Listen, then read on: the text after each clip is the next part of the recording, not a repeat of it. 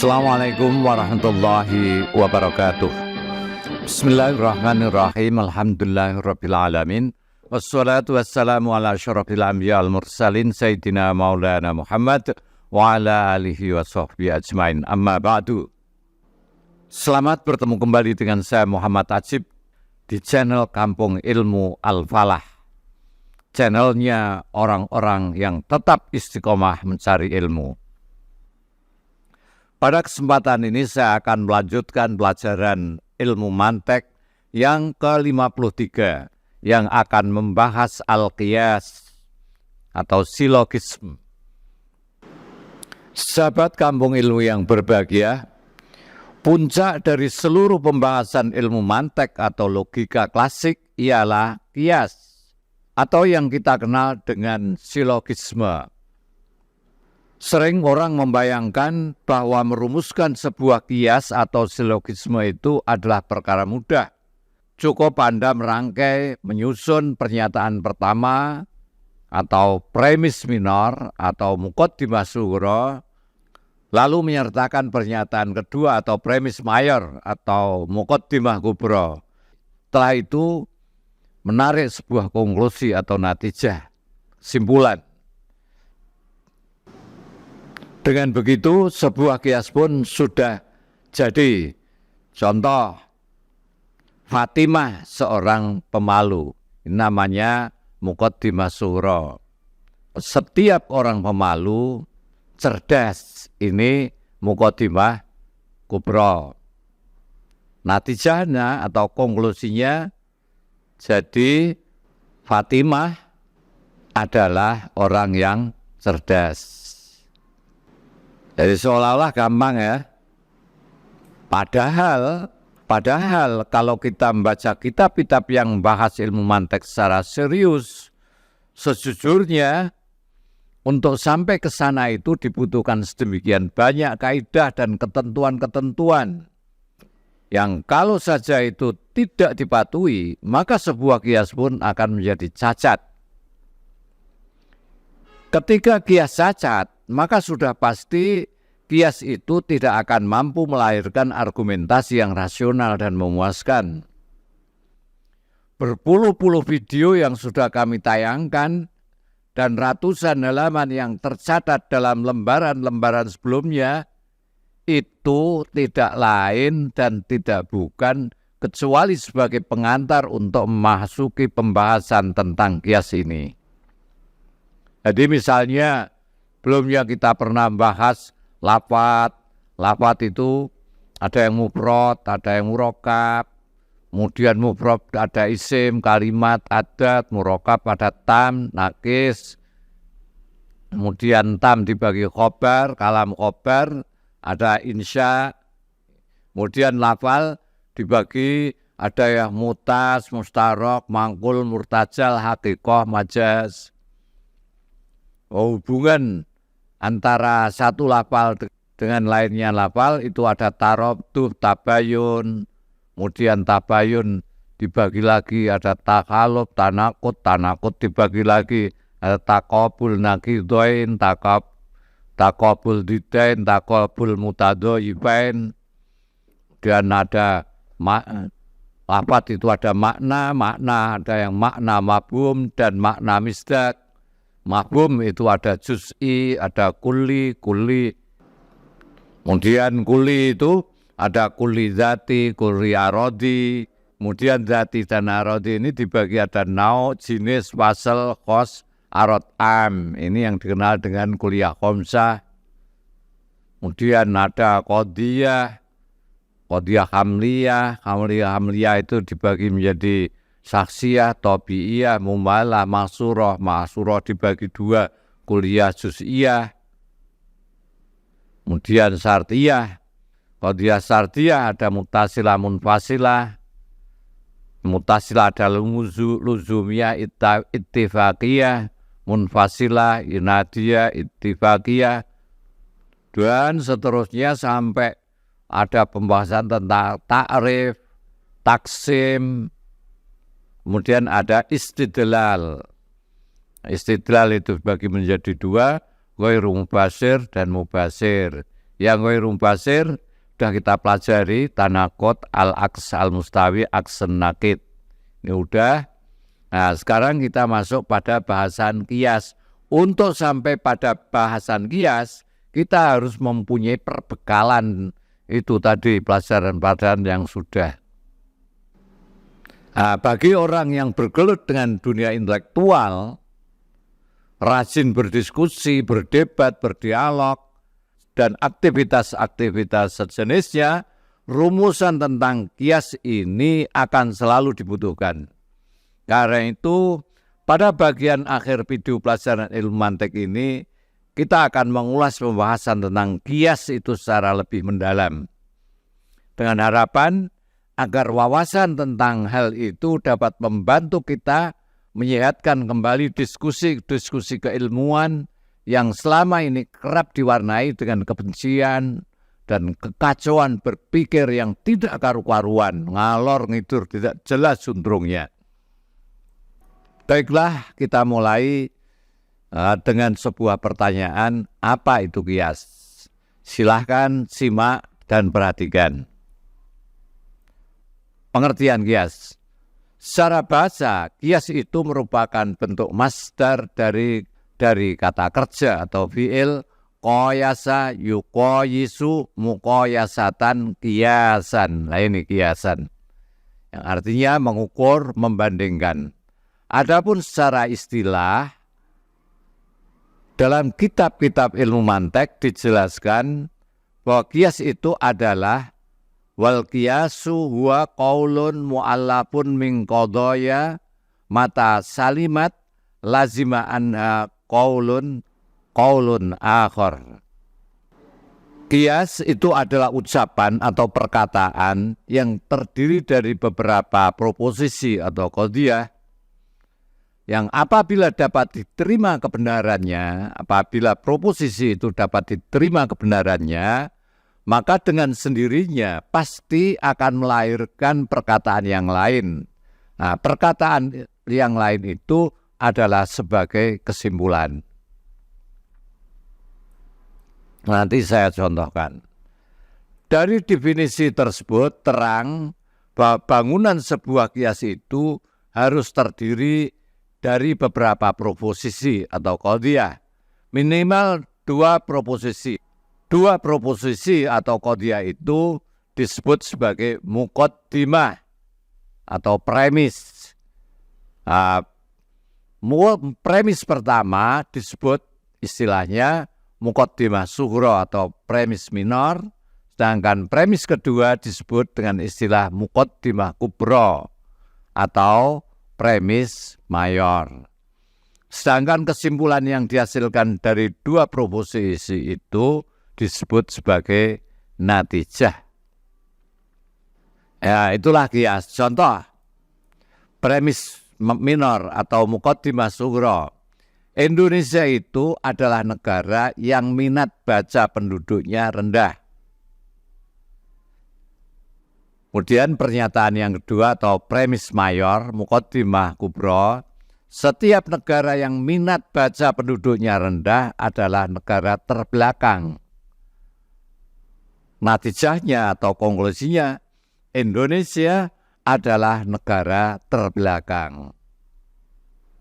Setujukah Anda dengan argumen di atas? Tentu saja tidak semua orang akan berkata iya. Tapi kalau saya setuju, Al-Quran itu wahyu pertamanya adalah Iqra, bacalah. Artinya kalau kamu mau rajin baca, ya pinter. Kalau pinter ya maju. Kebanyakan rakyat Indonesia itu malas baca, ya terbelakang. Benar tidaknya qiyas tersebut masih memerlukan pembuktian lebih lanjut. Tapi yang jelas, berdasarkan definisi di atas, sebuah perkataan yang terangkai dari 2 qadiyah atau lebih, yang apabila diterima kebenarannya akan melahirkan perkataan yang lain.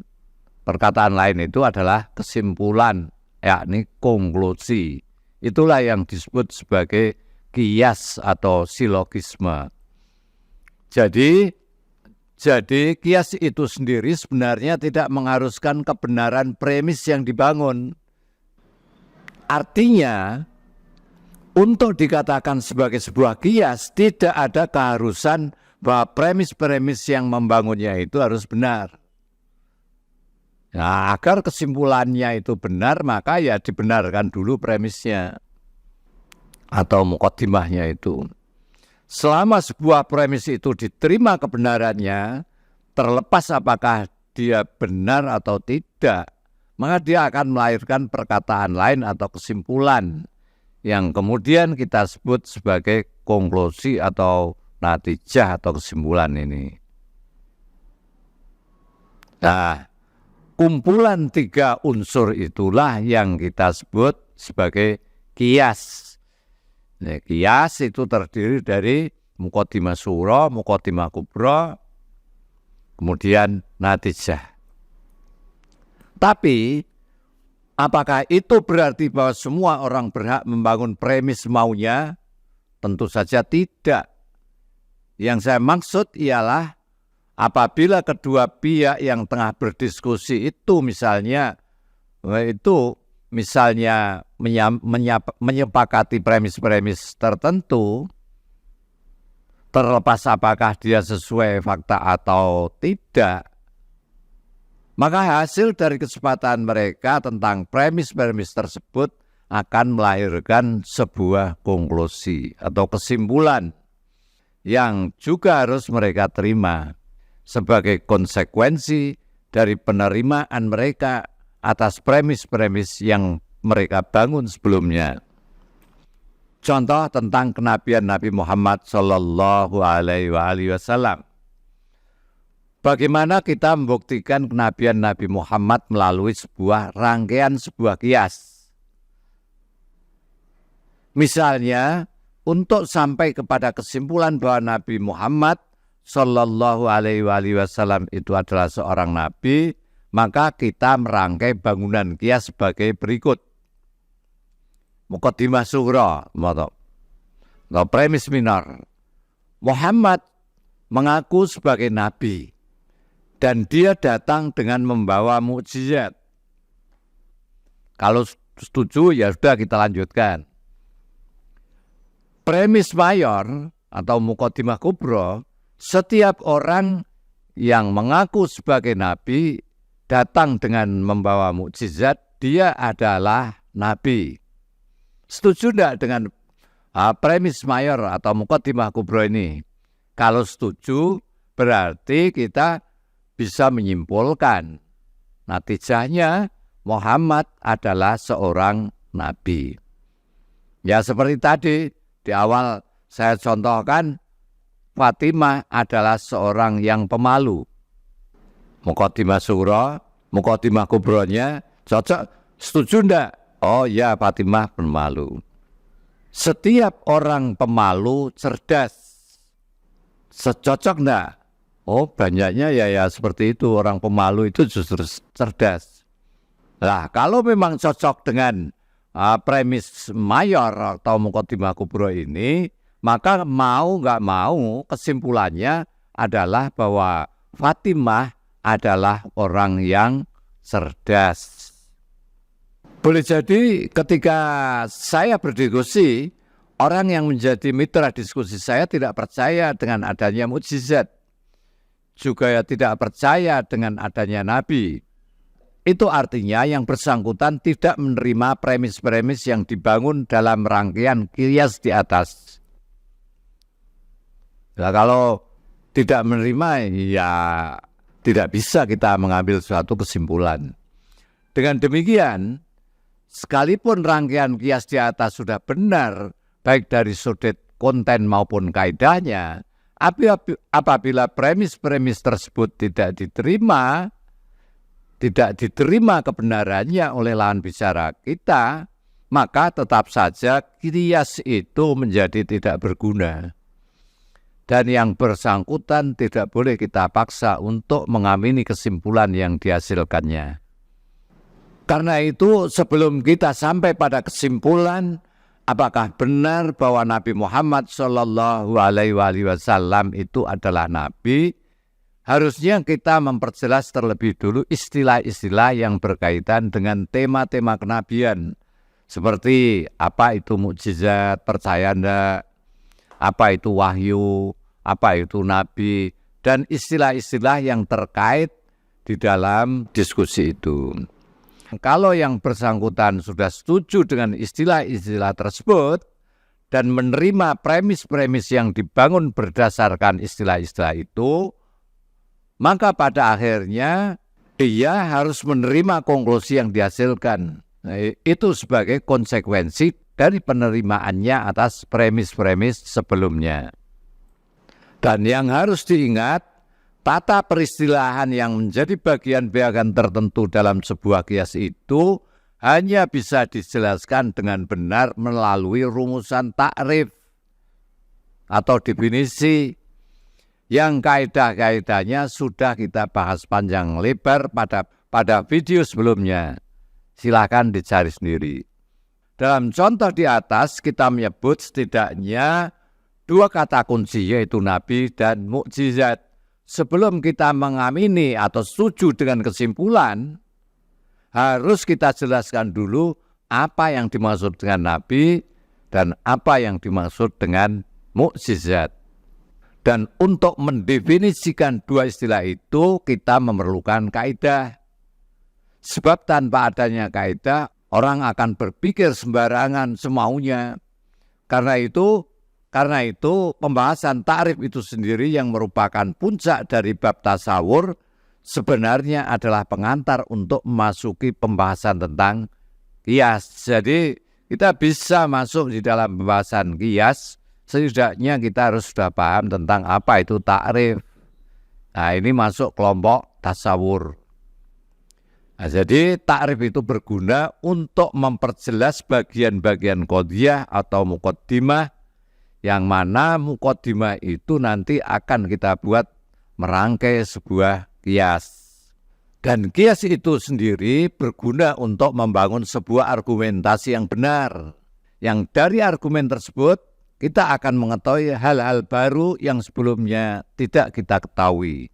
Kesimpulan, qiyas itu adalah rangkaian perkataan, ucapan yang terdiri dari 2 proposisi atau qadhiyah, boleh 2 atau lebih, yang apabila diterima kebenarannya, sekali lagi, apabila diterima kebenarannya, maka akan melahirkan perkataan yang lain, alias akan melahirkan natijah atau konklusi. Ya, ini lihat sini. Ini qiyas ya. Qiyas itu harus terdiri dari muqaddimah surah dan muqaddimah kubra. Jadi qiyas itu mesti terdiri dari muqaddimah surah, muqaddimah kubra, dan natijah. Nah, sebelum sampai ke natijah, ini kita susun muqaddimah surahnya. Benar enggak secara takrif? Kalau memang sudah benar, kita lanjutkan muqaddimah kubronya. Muqaddimah itu benar atau enggak? Kalau sudah benar, maka dengan sendirinya akan melahirkan sebuah natijah. Contoh, azani fasikun, orang yang berzina itu adalah orang fasik. Cocok enggak? Benar enggak pernyataan semacam ini? Kalau menurut saya benar. Orang yang berzina itu jelas orang fasik. Wa kullu fasikin turaddu syahadatuhu. Setiap orang fasik itu syahadatnya ditolak. Syahadatnya ditolak. Cocok enggak? Dalam fikih seperti ini kaidahnya. Jadi kita tidak bisa mengabaikan tentang istilah-istilah atau ketentuan-ketentuan yang ada di dalam fikih. Kalau orang zina itu orang fasik dan setiap orang fasik itu tidak diterima syahadatnya, maka dengan sendirinya akan melahirkan suatu kesimpulan azani turaddu syahadatuhu. Orang yang berzina itu ditolak syahadatnya. Contoh lain, kullu dzabin ma'danun, setiap emas adalah logam. Cocok enggak? Kalau cocok kita lanjut. Ini muqaddimah sughronya, kalau cocok lanjut. kullu ma'danin yatamaddadu bil hararah. Setiap logam akan meleleh dengan dipanasi. Cocok enggak? Cocok. Kenapa? Ya karena logam seperti besi dipanasi meleleh, tembaga dipanasi meleleh, timah dipanasi meleleh. Berarti pernyataan kullu ma'danin yatamaddadu bil hararah, setiap logam itu meleleh karena dipanasi, berarti ini benar. Nah, mau tidak mau dari susunan muqaddimah sughra dan muqaddimah kubra ini akan melahirkan sebuah kesimpulan atau natijah, yaitu kullu dzabin yatamaddadu bil hararah. Jadi akan melahirkan kesimpulan setiap emas kalau dipanasi akan meleleh. Wallahu a'lam. Assalamualaikum warahmatullahi wabarakatuh. Muhammad Atsib.